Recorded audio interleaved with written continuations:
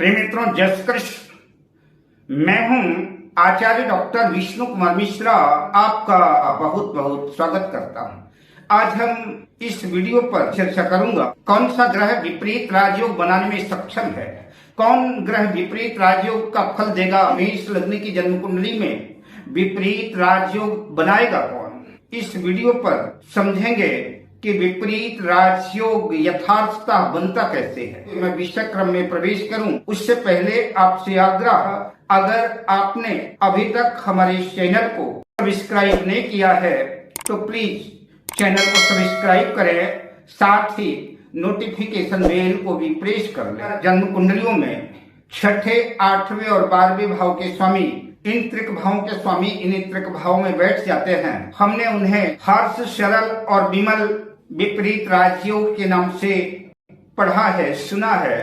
और जब कुंडली में हर्ष योग, विमल योग, राजयोग बनता है, कुंडली के त्रिक भावों के स्वामी को हम त्रिक भाव में ही बैठा देख करके विपरीत राजयोग मान करके ये संतुष्ट हो जाते हैं कि चलो कोई बात नहीं। विपरीत राजयोग है तो थोड़े से संघर्ष के बाद, थोड़ी सी मुसीबतों के बाद जब विपरीत राजयोग कारक ग्रह की दशा अंतर्दशा आएगी तो जीवन में सुख की वृद्धि होगी। पर कई बार ऐसा देखने में आता है कि हम जिन ग्रह दशाओं की आस लगा करके बैठे थे, उन ग्रहों की दशा आ गई, उन ग्रहों की अंतर्दशा आ गई और विपरीत राजयोग की तो बात छोड़िए, जीवन में सुख समृद्धि की बात छोड़िए, जीवन में जो कुछ था वो भी छीन करके वो दशाएं लेकर के चली गई। मैंने तो अनुमान लगाया था कि इन दशाओं में सब कुछ ठीक हो जाएगा, लेकिन वो दशाएं जीवन में नुकसानदेह साबित हुई। वो दशाएं जीवन में उथल पुथल करके चली गई। हम जिन्हें विपरीत राजयोग माना था वो विपरीत राजयोग था, या कि फिर हमारा भ्रम था, या कि कुछ और, या कि फिर हमारा अधूरा ज्ञान था। कौन सा ग्रह विपरीत राजयोग बनाने में सक्षम है, कौन सा ग्रह विपरीत राजयोग बनाने में समर्थ है, कौन ग्रह विपरीत राजयोग का फल देगा। कौन सा ग्रह त्रिक भाव का स्वामी होने के बावजूद भी, त्रिक भाव में बैठने के बावजूद भी विपरीत राजयोग कारक नहीं होगा, वरन हानिकारक होगा। उदाहरण के बतौर पर यह मेष लग्न की कुंडली आपके सामने प्रस्तुत है। इस मेष लग्न की कुंडली में छठे भाव पर कन्या राशि है और अष्टम भाव पर मंगल की वृश्चिक राशि है, 12वें भाव में मीन राशि है। अब माना कि 12वें भाव का स्वामी गुरु, मीन राशि का स्वामी 12वें भाव का गुरु जन्म कुंडली के छठे भाव में कन्या राशि में चला गया, या कि जन्म कुंडली के अष्टम भाव वृश्चिक राशि में चला गया, या कि 8वें भाव में वृश्चिक राशि है, तो वृश्चिक राशि का स्वामी मंगल जन्म कुंडली के 12वें भाव में चला गया, जन्म कुंडली के छठे भाव में चला गया, तो मेष लग्न की कुंडली में गुरु और मंगल दोनों त्रिक भाव के स्वामी होने के बावजूद भी विपरीत राजयोग बनाने में असमर्थ है, असक्षम है। वो विपरीत राजयोग का फल नहीं दे सकते।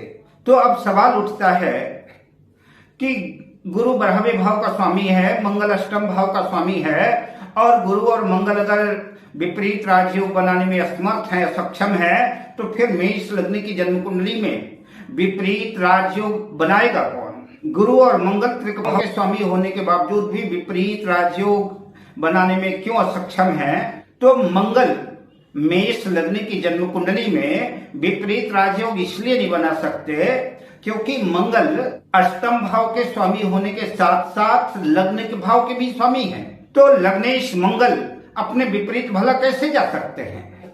अष्टमेश मंगल अगर कन्या राशि पे बैठते हैं, लग्नेश भी हैं, अगर कन्या राशि में बैठते हैं, कन्या राशि मंगल की शत्रु राशि है और लग्नेश शत्रु राशि में जाकर के बैठेगा, ऐसा जातक हमेशा शत्रुओं से घिरा रहेगा, ऐसा जातक हमेशा रोग ऋण कर्ज से दबा रहेगा, ऐसे जातक को मृत्युतुल्य कष्ट, ऑपरेशन, चोट चपेट, सर्जरी आदि का सामना करना पड़ सकता है।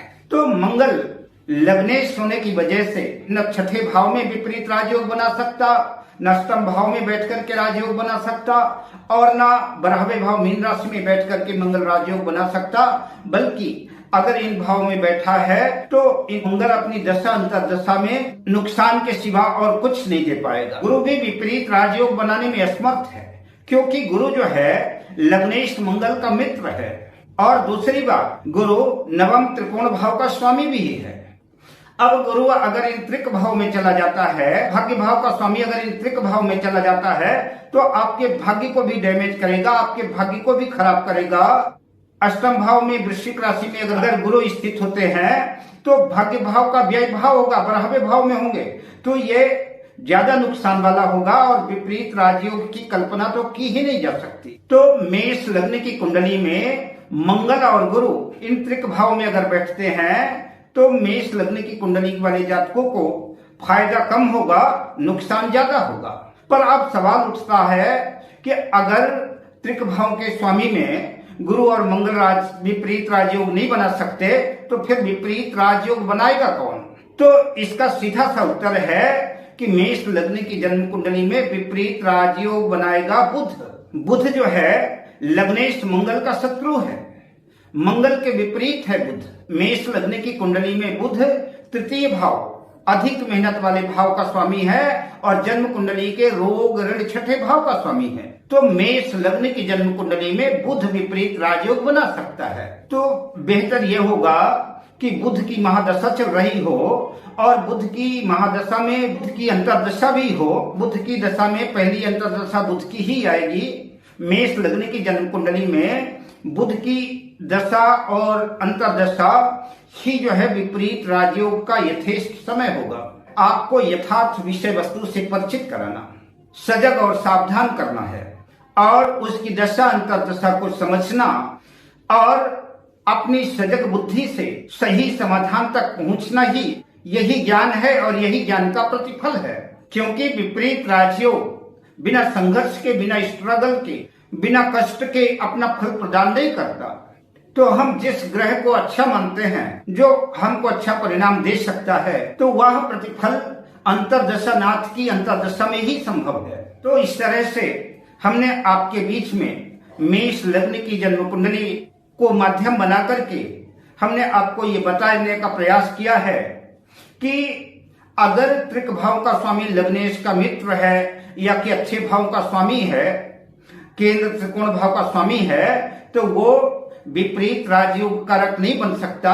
विपरीत राजयोग कारक ग्रह वही बनेगा जो लग्नेश का शत्रु हो और जो त्रिक भाव का ही मूलतः स्वामी हो, तीसरे भाव का स्वामी हो, छठे भाव का स्वामी हो, आठवें भाव का स्वामी हो, 12वें भाव का स्वामी हो, केंद्र त्रिकोण से जिसका कोई संबंध न हो, वही आपको विपरीत राजयोग का फल प्रदान कर सकता है। अब मैं आपसे लेता हूं विदा शुभकामनाओं के साथ। जय श्री कृष्ण।